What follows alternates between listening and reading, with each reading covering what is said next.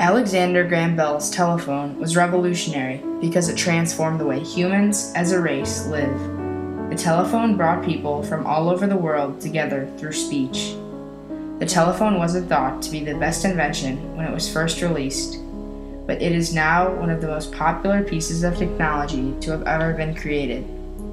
Over 130 years, the telephone has been reformed hundreds of times, and now has the capacity of a computer, telephone, and gaming system, and yet still fits in the palm of the hand. Alexander Graham Bell was born in Edinburgh, Scotland, to a family with great interest in speech and sound. His father, Alexander Melville Bell, was an elocutionist, a person who studies speech, pronunciation, and grammar. His mother, Eliza Grace Simmons, was deaf. His mother's condition would be one of the greater inspirations for Bell later in his working career. Alexander was a boy always fascinated with speech and invention. From a young age, he could read and write and was making theories about sound waves.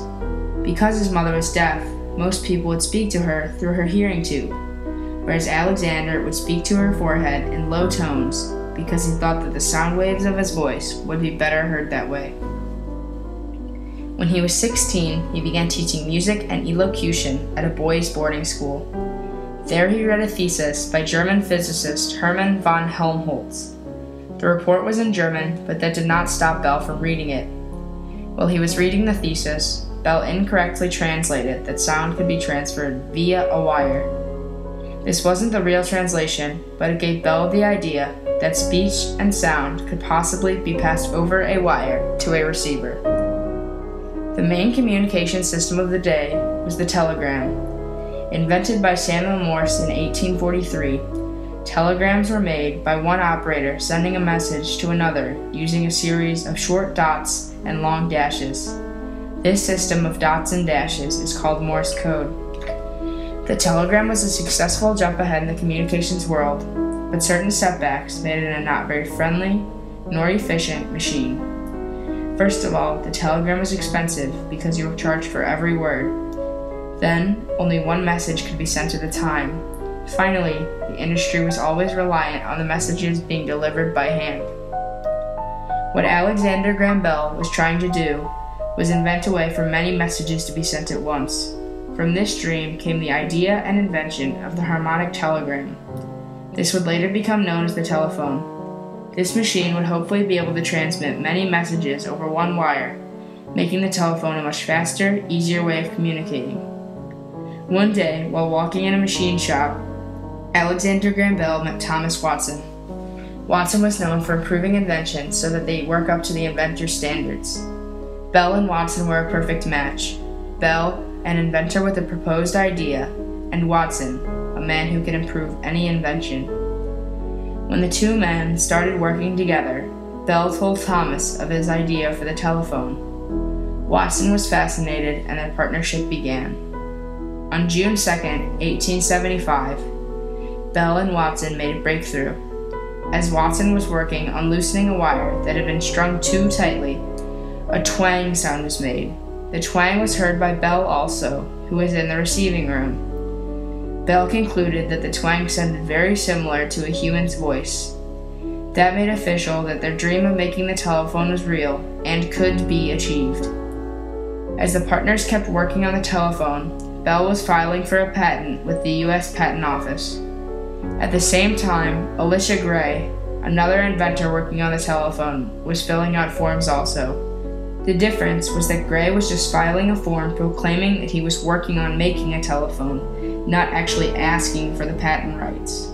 Their inventions were almost exactly the same, and they both had the same purpose: to make vocal communication possible. Bell actually finished filing his patent appeal just hours after Gray.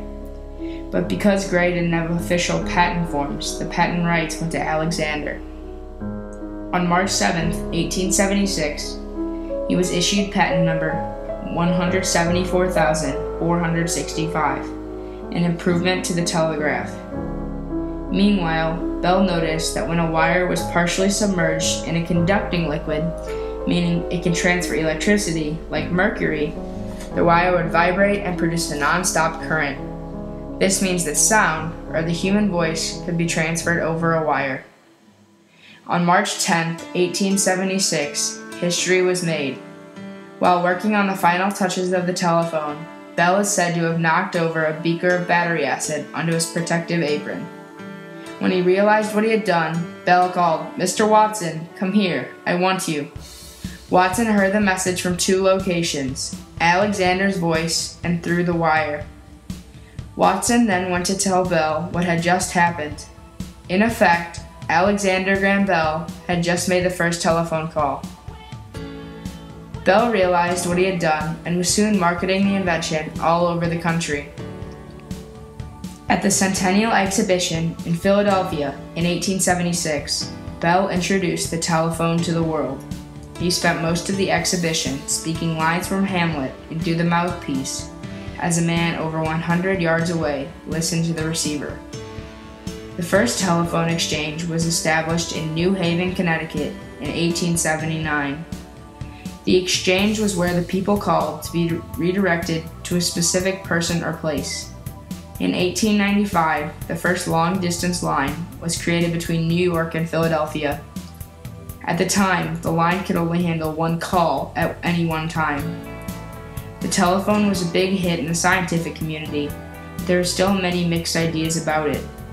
Many companies enjoyed the telephone because it made communication with clients easier, but many civilians didn't want the telephones in their houses because they thought that they would disrupt life and become an annoyance. At first, telephones weren't actually sold to the public. They were rented out to the public by the Bell Telephone Company. For years, only the wealthy had telephones at home. Mainly, telephones are rented out to big corporations and businesses. Bell and Watson founded the Bell Telephone Company and became very famous. By the end of 1877, there were 3,000 telephones in use in the United States alone. The Western Union Telegraph Company was infuriated with Bell's success. They were feverishly working to make a telephone also, but were having trouble, so they hired Elisha Gray and Thomas Edison, two men who had both previously failed in creating a working telephone. Bell's company sued Western Union on the grounds of infringement of patent rights and won. Bell Telephone Company had to protect its patent over 600 times and won every single time. The telephone has seen hundreds of reformations in its over 135-year lifetime. The first telephone wasn't anything more than a few wood blocks with conducting acid and wire. In 1889, the first payphone was made, but it was not until 1905 that the outdoor phone booth was installed first in Cincinnati, Ohio. The first rotary phone was invented in 1891, but it was not in use by Bell Telephone prior to 1919. Research for cellular phones began in 1947, but it was not till 26 years later that the first cell phone call was made by Martin Cooper of Motorola on April 3, 1973. Party lines were used from the beginning of the telephone's existence. The party line was one telephone line that was used by many different families or groups. The party line was not at all private, so other people could listen into your calls. Private lines have also always been in existence, but it was much more expensive to own a private line versus a party line. The cell phone has also seen extreme reformations. The first cell phone was very large and bulky, and all it did was call. Throughout the 20-some years that it has been in existence, the cell phone has gotten smaller and has many more functions. Now a cell phone can browse the internet, text messages to other phones, send emails, play games, and don't forget about apps, video, and picture-taking abilities. From its humble beginnings in 1876 to now, the telephone has revolutionized the human race and how people communicate. Because of it, people are always connected to the world around them, even when they can't see anyone.